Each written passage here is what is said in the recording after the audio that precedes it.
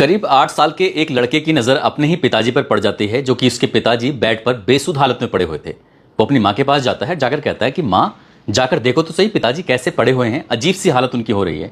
माँ ये बात सुनने के बाद कहती है कि बेटा मैंने तेरे पिताजी को मार दिया है। ये बात सुनने के बाद लड़का एकदम से आश्चर्य में देखता है अपनी माँ की तरफ को। माँ से कहता है कि क्यों मार दिया तुमने उन्हें। माँ कहती है कि बेटा रात उनके हाथ में एक सरिया था, उस सरिये से वो तुम्हें भी मार रहे थे, तुम्हारी बहनों को भी मार रहे थे। यदि मैं तुम्हारे पापा को नहीं मारती तो वो तुम्हें मार सकते थे, तुम्हारी बहनों को मार सकते थे। ये बात सुनने के बाद वो 8 साल का लड़का एकदम शांत हो जाता है। तभी माँ ने उसके हाथ में मोबाइल दिया और मोबाइल देने के बाद बोलती है कि बेटा एक काम करो, जाकर तुम कार्टून देख लो। वो लड़का अपने मोबाइल में लग जाता है, कार्टून देखने लगता है। तभी वो देखता क्या है कि उसकी माँ ने उसके पिताजी को पकड़ा, साथ ही एक अंकल भी घर में थे मौजूद। उन्होंने उन दोनों ने मिलकर उसके पिताजी को पकड़ा। पकड़ने के बाद वो अर्धनग्न अवस्था में पड़े हुए थे। वहीं एक नीले रंग का ड्रम था, ड्रम के अंदर डालते हैं। ड्रम के अंदर डालने के बाद ऊपर से खूब सारा जितना भी था वो नमक डाल देते हैं और साथ ही जो बेडशीट थी बेडशीट भी उसके अंदर डाल देते हैं। लेकिन ये सब कुछ करने के बाद वो यहाँ से गायब जरूर होते हैं, लेकिन लाश निकल के बाहर आ जाती है। जैसे लाश बाहर निकलती है, मामला सोशल मीडिया पर, मामला प्रिंट मीडिया में, मामला इलेक्ट्रॉनिक मीडिया में, हर जगह वायरल होना शुरू हो जाता है। और जैसे ही वायरल होता है तब लोगों को उत्तर प्रदेश के मेरठ में सौरभ हत्याकांड की वो कहानी याद आ जाती है। जिस तरह से मुस्कान रस्तोगी ने अपने प्रेमी साहिल शुक्ला के साथ मिलकर जिस तरह से अपने पति की हत्या की और हत्या करने के बाद उसको ड्रम में पैक किया और ड्रम में पैक करने के बाद सीमेंट से उसको भर दिया था। अब हर कोई ये कहने लगा है कि नीला ड्रम एक बार फिर से रिटर्न हो गया है। आज की इस कहानी के माध्यम से ये जानने की, समझने की कोशिश करते हैं कि आखिरकार ये मामला कहां का है, क्यों है और हत्या करने की पीछे के क्या कारण रहे थे। आदाब, नमस्कार, सत श्री अकाल। मैं उस्मान सैफी। आज की जो सच्ची घटना मैं आपको सुनाने जा रहा हूं, ये सच्ची घटना है राजस्थान प्रदेश का एक जिला है खैरथल तिजारा और यहीं का एक थाना लगता है किशनगढ़ बास। दरअसल किशनगढ़ बास का वार्ड नंबर 14 आदर्श कॉलोनी में रहने वाली 60 साल की महिला, जिसका नाम मिथिलेश शर्मा होता है। मिथिलेश शर्मा काफी देर से अपने बेटे को आवाज लगा रही थी। बेटे का नाम जितेंद्र शर्मा होता है, लेकिन जितेंद्र का कहीं कुछ आता पता नहीं चल पा रहा था, थोड़ा परेशान हो जाती है। इसलिए जो उसका महिला का पति है जिसका नाम राजेश शर्मा है, साथ ही जो छोटा वाला बेटा है जिसका नाम राहुल है, वो बीकानेर के माधवगढ़ में किसी काम से अपने जो उनका अपना काम धंधा था उसी के सिलसिले में गए हुए थे। तभी वो मिथिलेश नाम की महिला अपने पति को फ़ोन करती है। फ़ोन करने के बाद कहती है कि जितेंद्र का तो कहीं अता पता नहीं चल रहा है, काफ़ी देर से मैं उसे ढूंढ रही हूँ, तलाश कर रही हूँ, लेकिन साथ ही घर के अंदर से अजीब सी दुर्गंध आ रही है, बदबू आ रही है कि करूँ तो क्या करूँ। उसके पति राजेश शर्मा ने ये पूरी बात सुनी। उसने कहा कि तुम परेशान मत हो, एक काम करो, आसपास के किसी आदमी से मदद मांगो और मदद मांगने के बाद बात ना बने तो पुलिस कंट्रोल रूम यानी कि 112 नंबर पर फोन कर देना।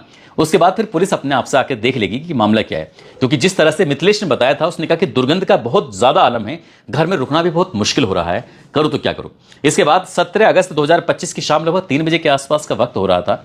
तभी एक बालक से मदद मांगी जाती है और मदद मांगने के बाद वो बालक 112 नंबर पर पुलिस को फोन करता है। पुलिस को जैसी सूचना दी जाती है, बताया जाता है कि खैरथल तिजारा जिले का एक किशनगढ़ बास है, वहां का वार्ड नंबर 14 है। जो वार्ड नंबर 14 की आदर्श कॉलोनी में मकान नंबर ये है। पूरा एड्रेस दिखाया जाता है, बताया जाता है। और पुलिस जैसे ही उस एड्रेस पर पहुंचती है, वहां आने के बाद जाहिर सी बात है दुर्गंध आ रही थी, आसपास के लोग भी परेशान हो रहे थे। तभी पुलिस ने जो पड़ोसी था, इसका नाम संजीव कुमार होता है, उसको अपने साथ लेते हैं और साथ लेने के बाद घर में ढूंढना शुरू कर देते हैं, तलाश करना शुरू कर देते हैं कि आखिरकार इतनी दुर्गंध कहां से आ रही है। आखिरकार पुलिस ने जब घर के अंदर जाती है तो कम से कम 8 से 10 नीले ड्रम रखे हुए थे घर के अंदर, लेकिन उसमें से कोई दुर्गंध नहीं आ रही थी। पुलिस ऐसे जाते जाते जब बिल्कुल सबसे ऊपर वाली मंजिल छत पर पहुंच जाती है तो वहां पर एक नीले रंग का ड्रम रखा हुआ था और उस ड्रम से बहुत ज्यादा दुर्गंध आ रही थी। पुलिस वालों ने बस अंदाजा लगा लिया कि इसी नीले रंग के ड्रम के अंदर कुछ ना कुछ बात है। तभी पुलिस ने उस पड़ोसी से कहा, संजीव कुमार से पूछा कि जाकर देखो कि मामला क्या है। अब जब संजीव कुमार ने उसके अंदर से जो चादर थी उसको खींचता है, जो बेडशीट थी, और बेडशीट को निकालने के बाद देखा जाता है कि उसके अंदर एक लाश पड़ी हुई है। वो कहता है कि साहब लाश पड़ी हुई है। पूछा जाता है कि लाश किसकी है। जब लाश को पहचानने वाली बात आती है तो वो कहता है कि साहब ये लाश तो मुझे ऐसा लग रही है जैसे इस घर के अंदर रहने वाला एक किराएदार है, 36 साल की जिसकी उम्र है, नाम उसका हंसराम है, हंसराम उर्फ सूरज। ये तो लाश उसकी लग रही है। पुलिस वालों ने बस ये पता करने की कोशिश की तो पता चलता है कि हंसराम उर्फ सूरज, उम्र 36 साल, जो कि उत्तर प्रदेश के जिला शाहजहांपुर का खाड़ेपुर एक जगह लगती है, खाड़ेपुर इलाके का ही नवाजपुर एक गांव लगता है, वहां का वो रहने वाला होता है। तभी पुलिस ने उसके परिवार को सूचना दी। मां उर्मिला देवी, बहन विमला, भाई गौतम और एक गांव का एक डॉक्टर होता है। जैसे ही सूचना मिलती है वो बस वहां से सीधा इसी जगह पे पहुंच जाते हैं। यहां आने के बाद पुलिस वाले उनसे बातचीत करते हैं। वो कहता है कि साहब हंसराम की एक पत्नी भी जिसका नाम लक्ष्मी देवी है, उसका एक 8 साल का बेटा है और साथ ही उसकी 6 साल की लड़की है और 6 महीने की बेटी भी है। वो कहाँ है? अब जैसे ही बात ये आती है, उसके बाद फिर पुलिस इस मामले की जांच पड़ताल में जुट जाती है। जो शव था, लाश थी, उसको कब्जे में लेकर पोस्टमार्टम के लिए भेज दिया जाता है। लेकिन जो घर का मकान मालिक है, उसका मकान मालिक का बेटा है, उसकी भी उम्र लगभग 36 साल के आसपास होती है। नाम उसका जितेंद्र कुमार शर्मा होता है। उसका भी कहीं आता पता नहीं चल पा रहा था। आखिरकार पुलिस उनको तलाश करने के लिए 4 टीमों का गठन करती है। साथ ही जो लड़का यानी कि हंसराम गायब था, उसका भाई गौतम होता है। गौतम से पूछा जाता है, कुछ जानकारी जुटाने की कोशिश की जा रही थी, तो उसने कहा कि साहब, लगभग 12 साल पुरानी ये बात है। उत्तर प्रदेश के जिला पीलीभीत का थाना हाजरा लगता है और हाजरा का ही एक गांव लगता है विजयनगर। विजयनगर की रहने वाली लक्ष्मी से उसके भाई की शादी हुई थी और उसको धीरे धीरे करके 3 बच्चे पैदा हो जाते हैं। जब वहां काम धंधा ठीक से नहीं चल रहा था, तब वो अपनी पत्नी, अपने बच्चों को लेकर सीधा दिल्ली पहुंच जाता है और दिल्ली से वो सीधा पहुंच जाता है राजस्थान। राजस्थान के अलग अलग भट्टों पर रहकर उसने काम धंधा शुरू किया था और साल में एक आध बार ही आया करता था। करीब अब से 15 या 20 दिन पहले ही उसकी बातचीत हुई थी। उसने कहा था कि मैं रक्षाबंधन के पर्व पर आऊंगा, लेकिन रक्षाबंधन के पर्व पर वो आता नहीं। अब पुलिस ने इसको तलाश करना शुरू कर दिया। पुलिस तमाम कोशिशें कर रही थी, लेकिन पुलिस को कोई सफलता नहीं मिल पा रही थी। इसी बीच में 18 अगस्त 2025 को सुबह 10 बजे के आसपास का वक्त रहा था। रामगढ़ एक जगह लगती है, उसी का एक थाना लगता है अलावड़ा। अलावड़ा का में एक कमल नाम से एक भट्टा है और भट्टे पर रहने वाला एक मुनीम है जिसका नाम है समय सिंह। दरअसल समय सिंह वही नजदीकी पुलिस स्टेशन अलावड़ा को फोन करता है। कहता है कि साहब, आज सुबह 10 बजे के आसपास की बात थी। जब मैं सुबह अखबार पढ़ रहा था, तो अखबार में मैंने एक नीले रंग के ड्रम की खबर पढ़ी। साथ ही मोबाइल पर जब मैं स्क्रॉल कर रहा था, तो उस स्क्रॉल करने पर भी एक ऐसी खबर थी कि एक लाश मिली है नीले रंग के ड्रम में। साथ ही 3 बच्चे हैं, एक महिला है और एक पुरुष है, जो कि गायब हैं। ऐसे ही एक महिला जिसके साथ 3 बच्चे थे, ऐसे ही एक पुरुष जो उस महिला के साथ था। दरअसल उसके भट्टे पर आता है, आकर कहता है कि मुझे काम चाहिए। अब मुझे लगता है कि कुछ ना कुछ गड़बड़ जरूर है, तभी उसने उनसे आधार कार्ड मांगा कि अपना आधार कार्ड दो और मैं तुम्हें काम जरूर दूंगा। लेकिन जब बात आधार कार्ड मांगने की आती है, तब वो आधार कार्ड नहीं देते, बल्कि यहां से भाग जाते हैं। उसने तत्काल ही पुलिस को जैसी सूचना दी है, पुलिस ने घेराबंदी की और घेराबंदी करने के बाद माधरा एक गांव लगता है। आखिरकार उन्हें बाइक से भागते हुए पुलिस ने गिरफ्तार कर लिया, पकड़ लिया। और जब उनकी पहचान की गई, तो जो गायब थे यानी कि लक्ष्मी देवी, जितेंद्र, उसका बेटा, उसकी 2 बेटियां, ये थे और जिनकी शिनाख्त की, तो उसके बाद फिर पुलिस ने इनसे ये जानने की कोशिश की कि आखिरकार तुमने हंसराम की हत्या क्यों की है। दरअसल कहानी शुरू होती है, ये एक सूर्य भट्टा होता है जो कि इस जितेंद्र के घर से लगभग 37 किलोमीटर दूर होता है।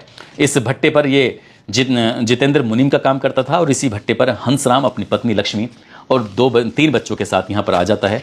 यहाँ आने के बाद आराम से वो काम धंधा करता है। काम धंधा करने के दौरान ही पता चलता है कि जो मुनीम है, दरअसल 14 साल पहले उसकी पत्नी, जिसका नाम शशि होता है, वो एक दिन घर में पोंछा लगा रही थी और पोंछा लगाते लगाते उसको करंट लग जाता है और करंट से उसकी मौत हो जाती है। पत्नी की मौत हो जाती है। वो दूसरी शादी नहीं करता, लेकिन पड़ोस की रहने वाली एक और महिला के साथ उसने लगभग 4 साल तक शायद लिव इन रिलेशनशिप जैसी स्थिति में वो रहा था। हालांकि इस मामले में काफ़ी बवाल होता है, लेकिन जब मामला अड़ोस पड़ोस का होता है तो इस मामले को कहीं ना कहीं दूर हो जाता है। फिर वो भट्टे पर रहकर मुनीमगिरी का काम करता था।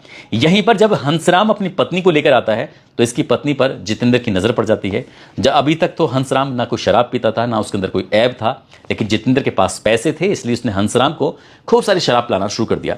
वो शराब के नशे में धुत हो जाया करता था और इसी बीच में जो उसकी पत्नी थी, जो रील बाज थी, यानी कि उसे रील बनाने का, लिपसिंग करने का, डांस करने का, इस तरह का शौक था, उसके शौक भी पूरे करने लगता है। उसके बच्चों की भी ख्वाहिश पूरी करने लगता है। उसके बच्चों के भी एडमिशन वगैरह करा देता है और इसी तरह से करते करते उसको शराब का आदी बना देता है।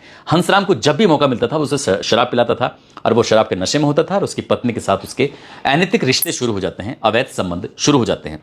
जब मौका मिलता था ऐसे करता था। लेकिन जून 2025 का जब वक्त आता है, तो इस दौर में, इस समय में, जून हो, जुलाई हो, अगस्त हो, इसमें बरसात का मौसम होता है और ऐसे मौसम में भट्टे कभी नहीं चलते हैं। तभी जितेंद्र के मन में ख्याल आता है कि क्यों ना हंसराम को एक ऑफर दिया जाए। उससे कहा जाए कि तुम मेरे घर पर रहना और घर पर रहने के बाद मैं तुझे वही काम दिलवा दूंगा। यानी कि घर पर रहेगा तो उसके फिर रोक टोक कोई रहेगी नहीं।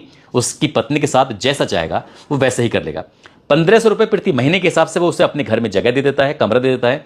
वहीं पर वो रहना सहना शुरू कर देते हैं। लेकिन इसी बीच में हंसराम को कहीं ना कहीं ऐसा लगने लगता है कि उसकी पत्नी का और जितेंद्र का, दोनों का अफेयर चल रहा है, अवैध संबंध चल रहे हैं। और इसी बात को देखते हुए पति और पत्नी के बीच में रोज झगड़े होते थे, फसाद होते थे। एक दिन हाथ तो तब हो जाती है जब वो अपनी पत्नी से ही जानने की कोशिश कर रहा था कि तुम्हारा अफेयर है कि नहीं है, ये बताओ। तब वो जानने के लिए जब बीड़ी पी रहा था, तो बीड़ी पीते पीते अपनी पत्नी को दागने की कोशिश कर रहा था। इसी बीच में बच्चे ने भी बचाने की कोशिश की, तो एक ब्लेड जो बच्चे के लग जाता है, वो बच्चा भी घायल हो जाता है। लेकिन इसी बीच में वो बच्चों को भी पीटता था, क्योंकि वो अपनी पत्नी के जिस रूप में देखता था वो बहुत ज़्यादा फ्रस्ट्रेट हो रहा था। और इसी बीच में घर में विवाद होने लगता है। ये मौका पाते हैं और मौका पाने के बाद ये फैसला करते हैं। करीब 1 सप्ताह पहले इस महिला लक्ष्मी देवी ने अपनी मकान मालकिन मिथिलेश से कहा कि पानी की थोड़ी कमी पड़ जाती है, इसलिए अगर आपको ऐतराज़ ना हो तो क्या हम आपका एक ड्रम ले लें। उसके घर में 10 से 15 ड्रम रखे हुए थे, क्योंकि पहले इनके घर में कभी भट्टा चला करता था, भट्टे का काम बिल्कुल बेकार हो जाता है, और जो ड्रम होते हैं वो घर पर रखे हुए थे। उन्हीं ड्रम में से एक ड्रम लक्ष्मी अपने कमरे में रख लेती है, और इसका मकसद था कि कहा तो ये जाता है कि वो पानी रखेगी, लेकिन पानी रखने के लिए नहीं बल्कि अपने पति की लाश को रखने के लिए उसने ये सब काम किया था। ऐसा बताया जाता है कि जन्माष्टमी का पर्व था, सबके सब लोग उसमें परिवार के उसमें लगे हुए थे जन्माष्टमी पर्व को मनाने के लिए। इसी बीच में हंसराम और जितेंद्र खूब जमकर शराब पीते हैं, और शराब के जब नशे में हंसराम खूब हो जाता है तो वो एक लोहे की छड़ी लेता है, और वो अपनी पत्नी को, अपने बच्चों को जब मारने की कोशिश कर रहा था, तो इसी बीच में मौका पाते ही उस महिला ने अपने पति के पैर पकड़े, और जो उसका प्रेमी जितेंद्र होता है उसने गला दबाकर हत्या कर दी। जब वो बेसुध हालत में मर चुका था, ये पड़ा हुआ है बेड पर, तभी 8 साल के उस बच्चे की नज़र अपने पिता पर पड़ जाती है। बच्चा अपनी माँ से कहता है कि माँ, ये पापा की हालत ऐसी क्यों है, ये कुछ इस तरह से क्यों पड़े हुए हैं। माँ कहती है कि बेटा, हमने तेरे पिताजी को मार दिया है, अगर हम नहीं मारते तो उस लोहे की रोड से वो तेरी बहनों को भी मार देते और तुझे भी मार देते, मुझे भी मार देते, इसलिए मैंने तेरे अंकल के साथ मिलकर इनको मार दिया है। एक काम करो, तुम जाकर मोबाइल चला लो। इस तरह की बातें थी, बच्चा मोबाइल चलाने लगता है। इसी बीच में उस बच्चे ने अपनी आंखों से देखा, और यही सब उसने मीडिया में लोगों से बताया, पत्रकारों से बताया, और जो बताया वही सोशल मीडिया पर वायरल होने लगता है। दरअसल बच्चा मोबाइल पर वीडियो देख रहा है, इसी बीच में उसकी माँ और एक अंकल यानी कि जितेंद्र जो होते हैं, उस लाश को एक नीले रंग के ड्रम में पैक करते हैं। उसमें रखने के बाद ऊपर से नमक डाल देते हैं, ऊपर से कपड़े डाल देते हैं, ढक देते हैं। उन्हें लग रहा था कि शायद ये बॉडी गल जाएगी, लेकिन जैसे जैसे वक्त आगे बढ़ रहा था वैसे वैसे उसमें दुर्गंध उठने लगती है, और दुर्गंध उठने लगती है तो ये मौका पाते ही बाइक पर बिठाता है जितेंद्र लक्ष्मी को और उसके बच्चों को, और यहाँ से भाग जाता है। सोच रहा था कि शायद कभी पकड़े नहीं जाएंगे। एक जगह पहुंचते हैं, वहां जाने के बाद वो काम ढूंढ रहे थे, लेकिन मुनीम जो होता है उस भट्टे का, दरअसल उसने अखबार पढ़ लिया था, सोशल मीडिया पर देख लिया था, उसे अंदाजा हो चुका था, और उसने तुरंत ही पुलिस को फोन किया, और पुलिस के लिए जो मुश्किलें थीं उसको आसान कर दिया।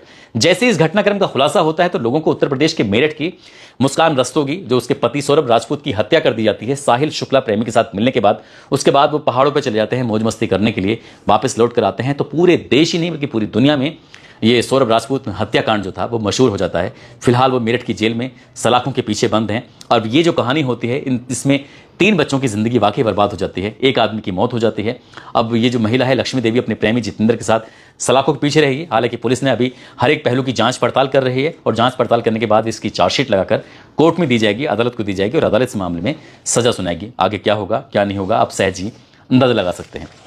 दोस्तों, इस पूरे घटनाक्रम को सुनाने का उद्देश्य किसी को परेशान करना नहीं है, किसी का दिल दुखाना नहीं है, बल्कि आपको जागरूक करना है, आपको सचेत करना है, आपको बताना है कि क्राइम को कितनी भी शातिर तरीके से क्यों ना कर लिया जाए, क्राइम करने वाला जो व्यक्ति होता है वो देर से देर पकड़ा ही जाता है, जैसे कि लक्ष्मी और उसका प्रेमी जितेंद्र पकड़े गए।